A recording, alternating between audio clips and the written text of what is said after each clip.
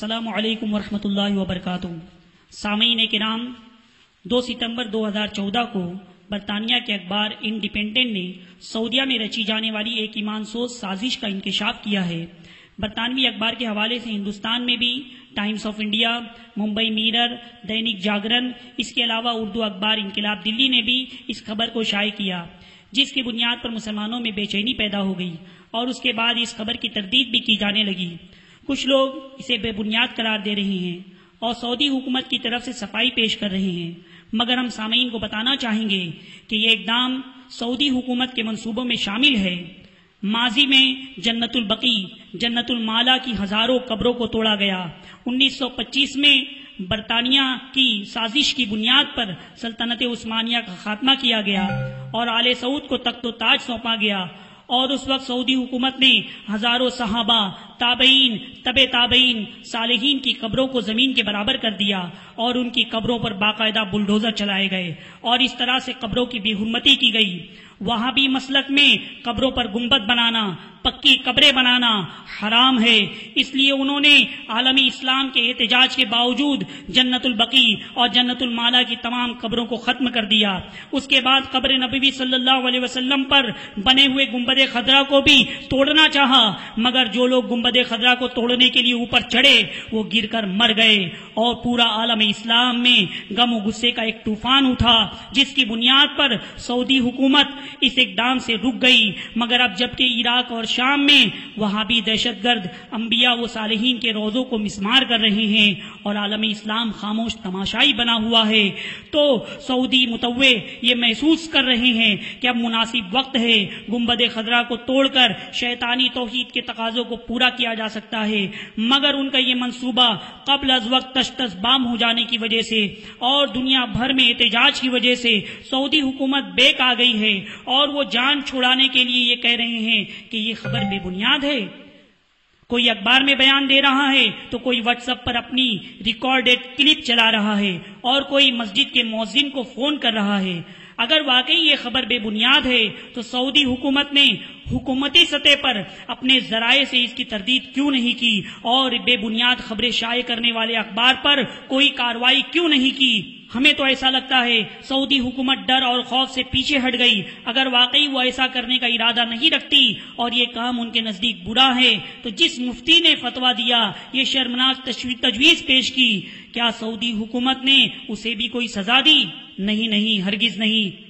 اس لیے ہم وضاحت کے ساتھ یہ کہنا چاہیں گے کہ حکومت سعودی عرب پر قطعی بھروسہ نہ کریں اور پوری شدت کے ساتھ اپنے غم و غصے کا اظہار کیا جائے۔ جو حکومت ماضی میں اجتماعی طور پر قبروں کو توڑ سکتی ہے وہ معاذ اللہ گنبد خضرا اور قبر نبوی صلی اللہ علیہ وسلم کو بھی ڈھا دے، یہ کچھ بعید نہیں ہے۔ وہاں بھی مسلک کے بانی محمد بن عبد الوہاب نجدی نے قبر نبوی صلی اللہ علیہ وسلم کو اپنے دور میں صنم اکبر قرار دیا تھا، اس لیے سعودیہ کہ وہاں بھی اس کو توڑنے اور ختم کرنے کو باعث ثواب سمجھتے ہیں، اور یہی وجہ ہے کہ یہ نجدی قبر نبوی صلی اللہ علیہ وسلم کی تعظیم و تکریم نہیں کرتے، روضے کی طرف پیٹ کر کے کھڑے رہتے ہیں اور چاہتے ہیں کہ کوئی روضے رسول صلی اللہ علیہ وسلم پر کھڑے ہو کر سلام نہ پیش کرے۔ سلام پیش کرنے والوں کو دھکے مار کر بھگاتے رہتے ہیں۔ جو لوگ روضے رسول صلی اللہ علیہ وسلم پر حاضری دے چکے ہیں وہ اچھی طرح جانتے ہیں کہ مسجد نبوی شریف میں کیا ہو رہا ہے۔ سعودی عرب کے ڈاکٹر عرفان علوی صاحب، director of Islamic heritage foundation, جو مکہ مکرمہ میں رہتے ہیں اور جنہوں نے اس ناپاک منصوبے کا پردہ فاش کیا ہے، رضا اکیڈمی ممبئی کے بانی الحاج سعید نوری صاحب نے آج ان سے ٹیلی فون پر گفتگو کر کے حقیقت جاننی چاہی تو انہوں نے اس خبر کی تصدیق کی۔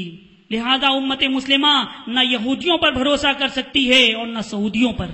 آخر میں ہم ایک وہابی مولوی جسے معراج ربانی کہتے ہیں اس کی کلپ سنانا چاہیں گے، ذرا اسے سن لیجئے۔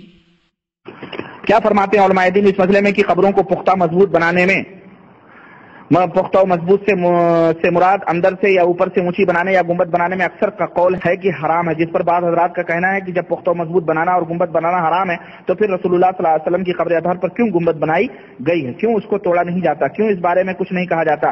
کیا کسی قوم کے ڈر فتنے کی وجہ سے صلی اللہ علیہ وسلم کی حدیث کو انجام رکھا جاتا؟ اگر کوئی ہیلا بیان کیا جائے تو برے علماء اپنے اپنے ہیلے بیان کریں گے۔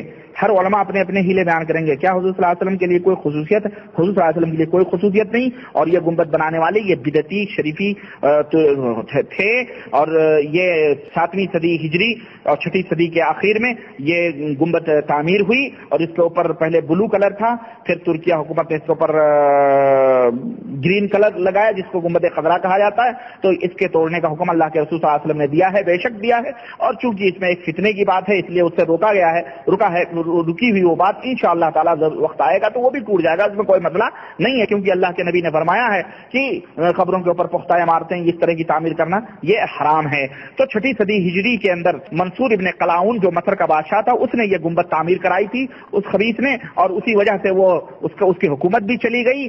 سن لیا آپ نے، سعودیہ کا نمک کھانے والا یہ ملا کتنی وضاحت کے ساتھ یہ کہہ رہا ہے جب موقع ملے گا وہ یہ بھی کر گزریں گے. اور یہی وہ مولوی صاحب ہیں جنہوں نے اپنی ایک تقریر میں وہابیوں کو جوش دلاتے ہوئے کہا ہے کہ اولیاء کی یہ مزارات مندر ہیں، انہیں بموں سے اڑا دو، معاذ اللہ رب العالمین. اس لیے مسلمانوں سے گزارش ہے کہ وہ اتنا شدید احتجاج کریں کہ سعودی حکومت یہ ایمان سوز اقدام کرنے کی بات بھی نہ سوچ سکے.